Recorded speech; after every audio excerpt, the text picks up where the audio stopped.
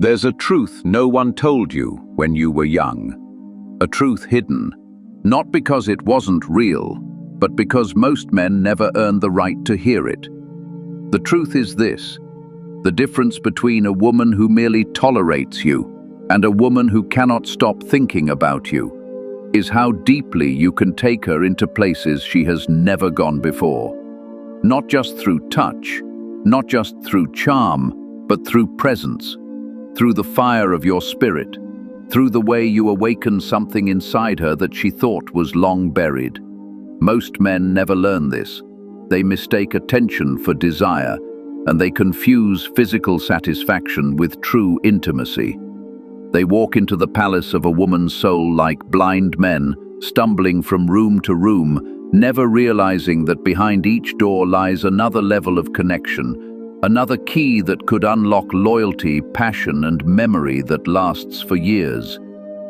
This is why so many relationships today feel empty. This is why a woman can smile at her partner during the day, but secretly long for someone else at night. Because most men don't even know the map exists. They think intimacy is natural, something you simply figure out.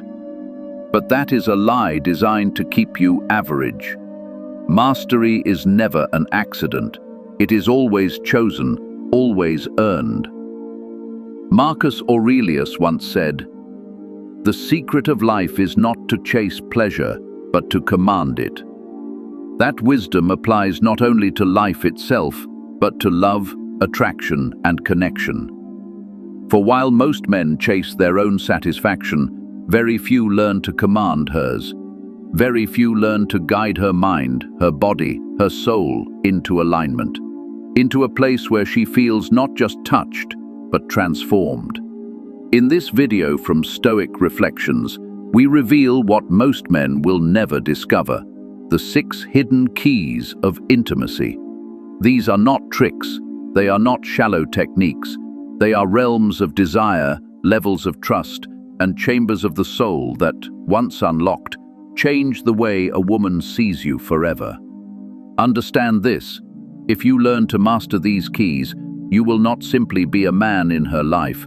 You will be the man her memory cannot let go of, the man she compares every other to, the one who walked with patience, presence, and power into the depth she never thought she could reach. This is the journey, and it begins now. The first hidden key.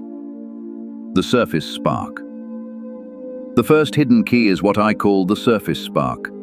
It's the most common, the one most men know, and the one they mistake as the pinnacle. On the surface, it feels powerful. It excites, it entertains, it gives her a rush. But here's the truth: it lives only on the edge of her being. Like fire that burns bright but fades quickly, it satisfies in the moment, but rarely lingers in memory. Most men stop here. They think this spark is enough.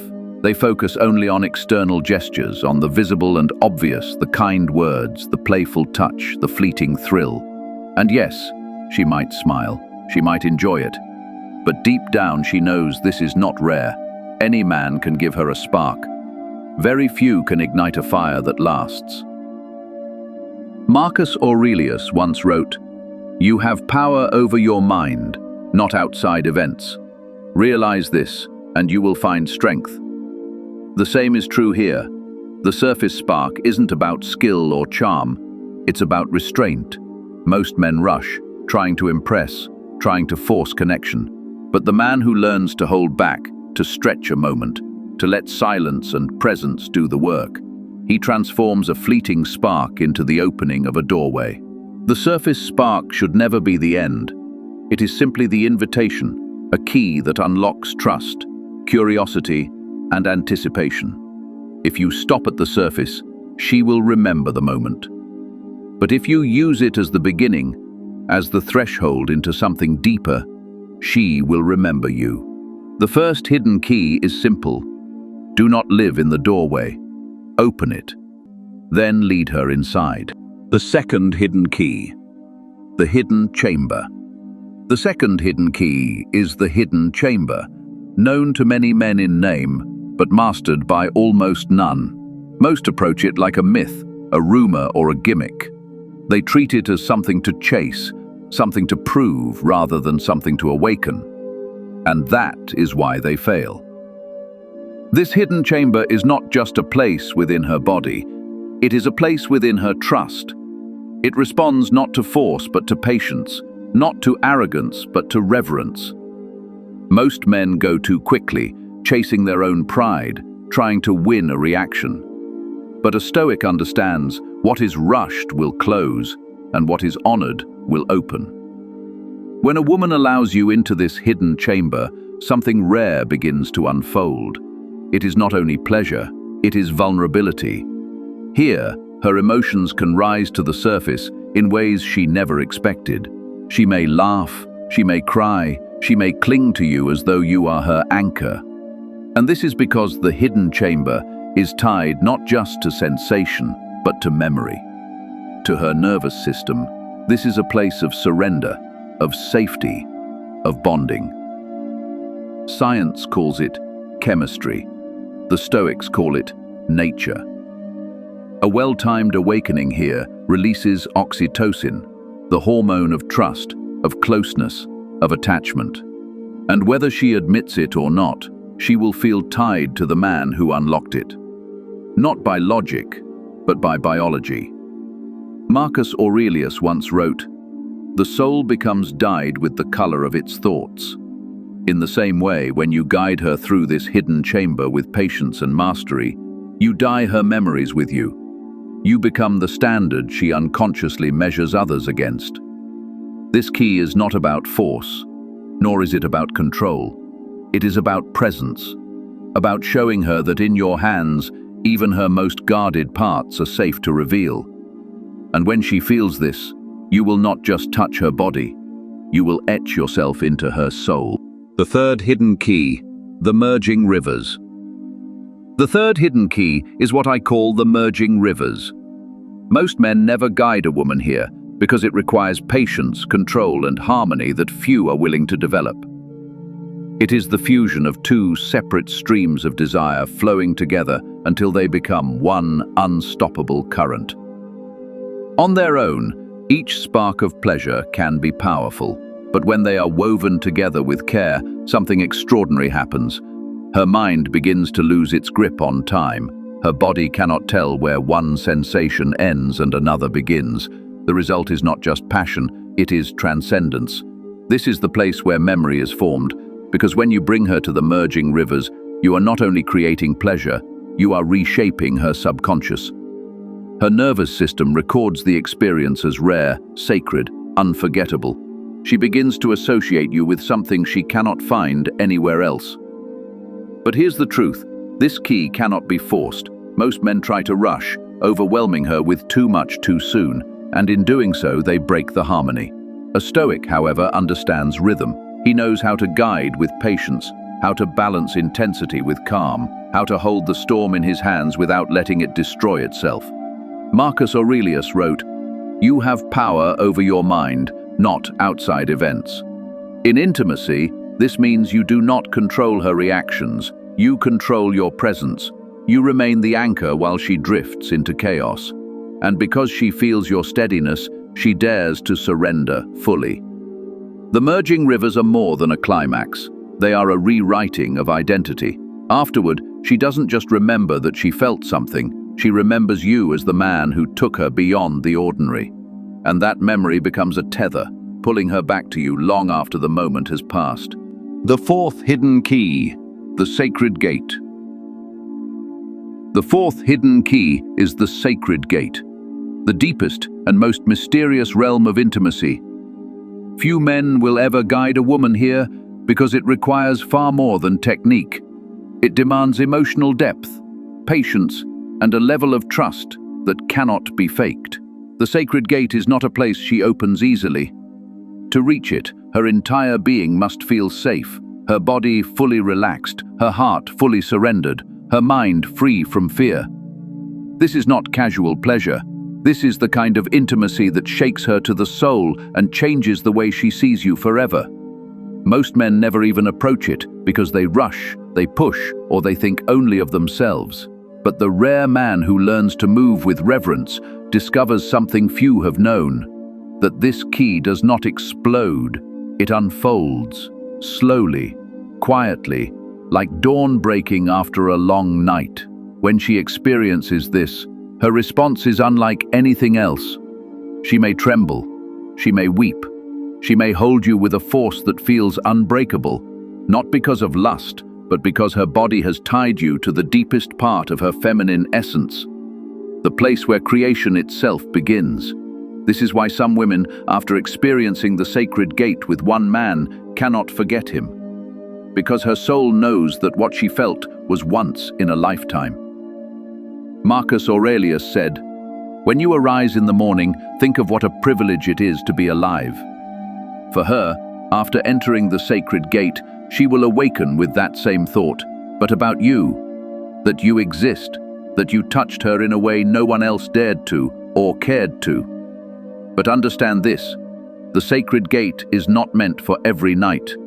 It is not routine, it is a gift, and like any sacred gift, it loses its magic when overused.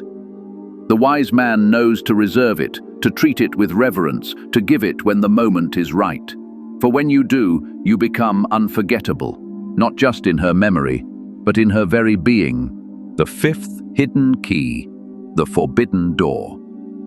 The fifth hidden key is what I call the forbidden door. For many, it is surrounded by silence, taboo, or fear. Some avoid it completely while others rush toward it without care, and in both cases the true meaning is lost.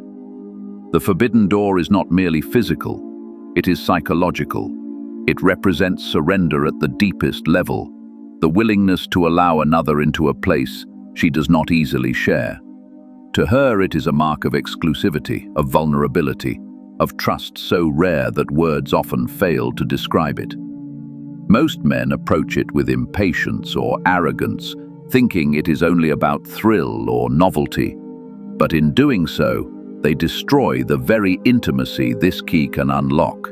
For the forbidden door does not respond to force, it responds to patience, to gentleness, to the kind of presence that says, "I see you, I honor you, I will not break what you've entrusted me with." When guided with care, this key awakens a connection she will never speak of openly, but will feel in her bones, because deep down she knows this is not something she shares with just anyone. To let you in here is to say, you are different, you are trusted. And if you give her pleasure in this realm, she will carry that memory like a secret only the two of you share. Marcus Aurelius once wrote, "Very little is needed to make a happy life. It is all within yourself, in your way of thinking." In the same way, the forbidden door is not about what you do. It is about how you think, how you frame it. With respect, it becomes intimacy. Without it, it becomes invasion.